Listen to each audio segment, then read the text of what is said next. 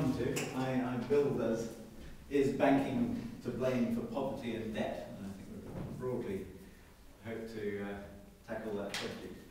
And I'd like to introduce you to... If I had 1 minute to explain what I'm on about, I'm saying that at the moment, it's the banks, the commercial banks, that create our money.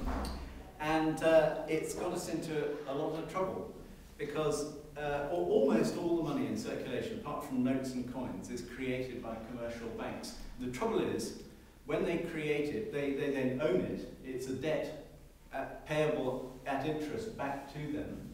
So we have to keep growing so that we can get money to pay back to them as interest. And also they get to decide where it goes in the economy, and it goes to making, not to building more houses, but just to making houses more expensive, both for people who are buying and for people who are renting. And that's not a good thing. And it doesn't, in fact, it doesn't go into the productive economy, into helping people buy machines for their factories and things. Very little of it does. And what I'm saying, and the other monetary reformers, category of people are saying, is that it shouldn't be the commercial banks, it should be the Bank of England that creates the money, as acting as a public servant. Hi. Hello.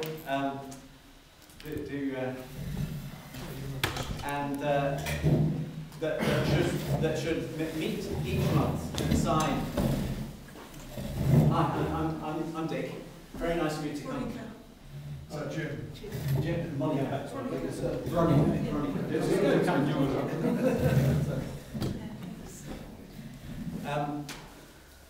And I think it should be public authority. The people should be the people who, should be the body that creates the money. And the Bank of England should be the body that does that, should meet every month and decide if more money or less money is needed in the economy. If more money, it should give it to the government that, in my view, they should then spend it on things that help us to run a productive export economy and earn our living in the world. 57 billion. Now, if each billion was a millimetre, the stack of publicly created money would come up to about there, 2 inches. Okay? And the amount that the bankers have created is 2,200 billion. And I'm 180 and 1 metre 80 tall. So it would be just about the ceiling. So that's how powerful the bankers are compared to the money that, basically, I think everybody thinks the government makes the money, creates the money, and we all feed in it. But unfortunately, that isn't the case. So, do you understand? Pranay, what did you think of this meetup? I think it was a good meetup. I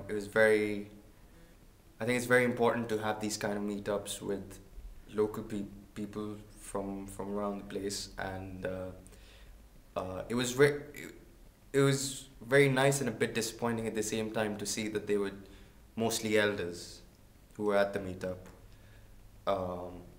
The good thing being that, yes, it's a good thing that the elders are involved in this and they can pass on this knowledge to the younger generation.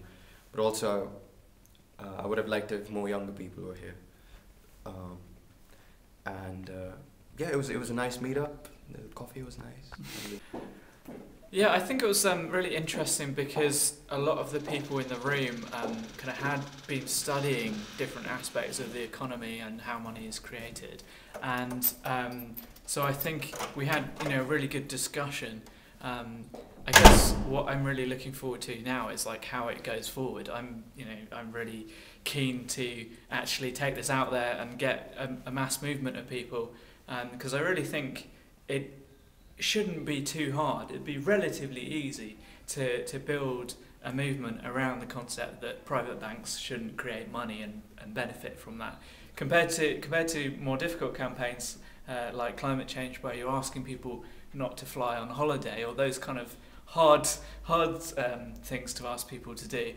Getting people to actually agree that we should change the law and that bankers shouldn't be able to just create as much money as they like. I think it's a really practical and a very important campaign, and I'm looking forward to linking up with the people that I've met today and taking it forward in Birmingham.